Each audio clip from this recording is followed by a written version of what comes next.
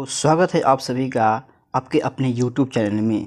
मैं आज आप लोगों को नंबर सिस्टम का कुछ स्पेशल क्वेश्चन बताने वाला हूं। यदि आप इस प्रकार के क्वेश्चन नहीं कर पाते हैं, अगर सीखना चाहते हैं तो इस वीडियो को शुरू से अंत तक ज़रूर देखिएगा। मैं आपको एग्जाम्पल से पूरा समझा दूंगा, तो आपका टाइम बिल्कुल बर्बाद नहीं करेंगे। हम चलते हैं अपने टॉपिक की तरफ कि पहला मेरा क्वेश्चन है √100/11 गुणा 14/√25 गुणा 11/196।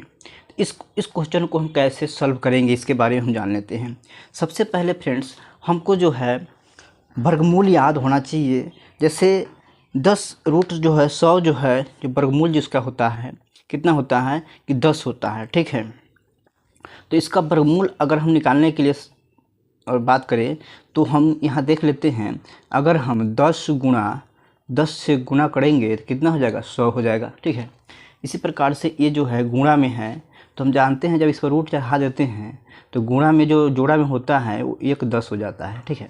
इस प्रकार से भी हम समझ सकते हैं। तो इसका कितना हो जाएगा फ्रेंड्स, इसकी बात करें तो हो जाएगा 10, ठीक है। 10 बटा कितना हो जाएगा 11 गुणा 14 है तो 14 लिख देंगे। √25, तो √25 को हम √25 का जो वर्गमूल होता है वो 5 होता है। जैसे 25 को हम 5 गुणा 5 लिख सकते हैं, तो इसका हम वर्गमूल बात करें तो 5 हो जाएगा, ठीक है। इसका वर्गमूल जो हो जाएगा वो 5 हो जाएगा। गुणा है तो गुणा लिख देंगे, फिर 11 है 11 लिख देंगे। √196 है तो √196 का जो होता है वर्गमूल वो होता है 14, ठीक है। 14 गुणा 14 करते हैं तो 196 आता है।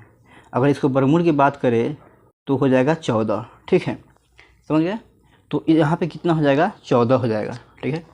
अब क्या करेंगे फ्रेंड्स, जो कटने वाला है उसको क्या करेंगे, काट देंगे। जैसे 14 से 14 कट जाएगा, ठीक है। 5 से ये जो 10 जो है 2 बार में कट जाएगा, और 11 से 11 कट जाएगा। इस प्रकार से इसका जो आंसर आ जाएगा वो आ जाएगा 2, ठीक है। 2 हो जाएगा इसका आंसर। तो हम इस तरीके से इस क्वेश्चन को हम आसानी से हल कर सकते हैं, ठीक है। चलिए अब नेक्स्ट क्वेश्चन देख लेते हैं। नेक्स्ट क्वेश्चन कुछ इस प्रकार से है। अब इस प्रकार के क्वेश्चन को कैसे हम हल करेंगे, इस प्रकार के क्वेश्चन देखने पर बच्चे के दिमाग में बहुत सारे क्वेश्चन आ जाते हैं। बहुत सारे ऐसे बच्चे हैं जो कंफ्यूज हो जाते हैं कि ये अब कैसे बनाएंगे। इसमें x का मान निकालना है। यहाँ पे क्वेश्चन है √25/√x है इक्वल टू या बराबर 1/2 हो तो x का मान निकालना है। तो देखिए फ्रेंड्स, यहाँ पे क्या है, √25 है। √25 के मैंने बताया कि 5 वर्गमूल होता है। तो यहाँ पे √25/√x है, तो हम क्या करेंगे फ्रेंड्स, इसकी अगर हल की हम बात करें तो हम √25/√x लिख सकते हैं। कितना लिख सकते हैं, इसी के बराबर 1/2 दिया हुआ है, ठीक है। अब देख लीजिए यहाँ पे क्या लिख देंगे।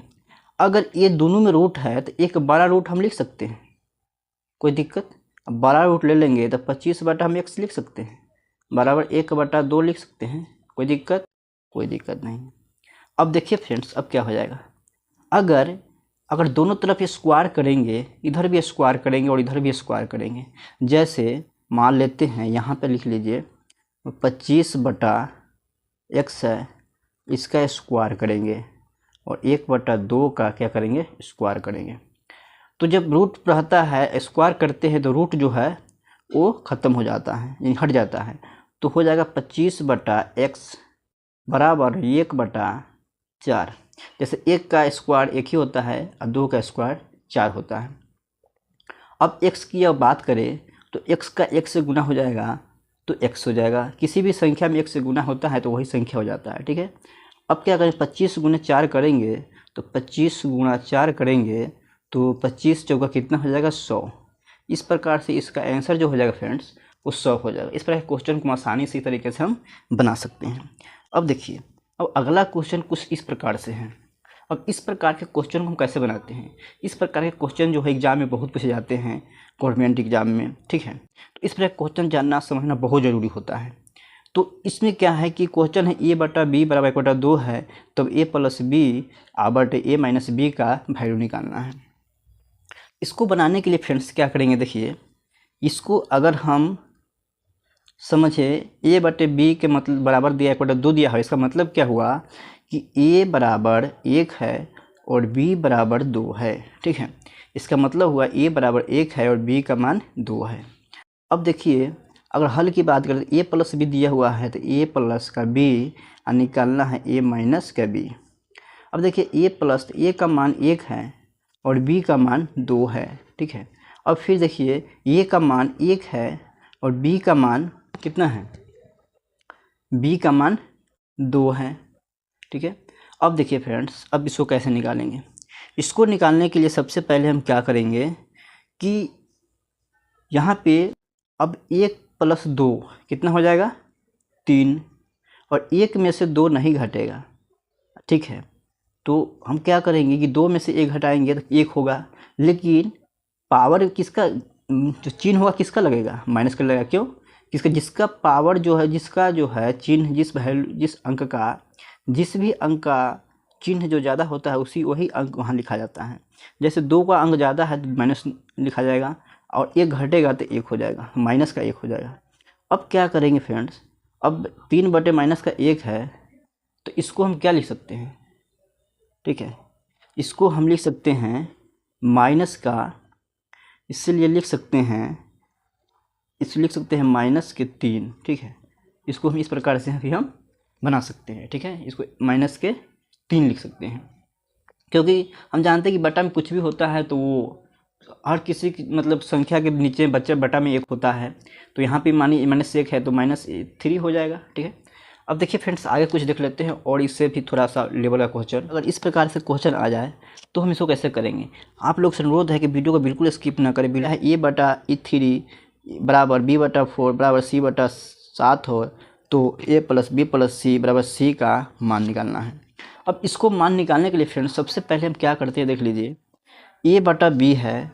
अगर हल की हम बात करें फ्रेंड्स तो a/3 बराबर b/4 है बराबर c/7 है।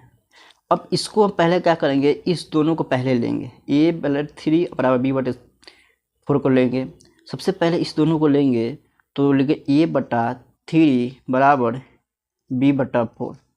अब क्या करेंगे, अगर हम इसको लिखना चाहे a/b लिखना चाहे तो 3/4 हो जाएगा। कैसे, ये जो b है इसके जो अंश में है वो हर में चला जाएगा, इसको जो अंश में है वो हर में चला जाएगा। ठीक है, तो इस प्रकार से a/b बराबर हम निकलेगी कितना 3/4। अब देखिए अब इस दोनों को ले लेते हैं, b और c का ले लेते हैं। पहले a b का लिए है और b c का ले लेते हैं, तो b c का जब लेंगे तो b/4 बराबर c/7। तो b/c अगर हम लिखे यहाँ पे तो क्या हो जाएगा, ये जो है अंश में था तो हर में चला गया है, ये हर में है तो अंश में चला जाएगा तो 4 बटे कितना हो जाएगा 7 हो जाएगा। ठीक है, समझ रहे हैं।